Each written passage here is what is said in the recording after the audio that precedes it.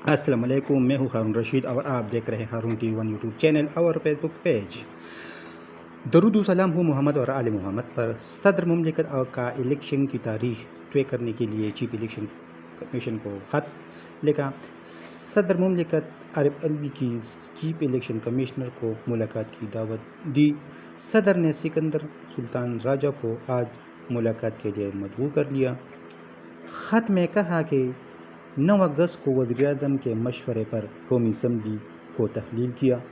عام انتخابات کی تاریخ طے کرنا آئینی ذمہ داری ہے۔ آرٹیکل 48 بنچ 90 دن میں الیکشن کی تاریخ مقرر کرنے کے پابند ہے۔ الیکشن کمیشن سیاسی جماعتوں سے مشاورت کرے گا۔ Noon League, People Party, P T I اور جے یو آئی کو دعوت نامے ارسال، اور نون لیگ کے صدر شہباز شریف کو بھی 25 اگست کو ملاقات کی دعوت دی۔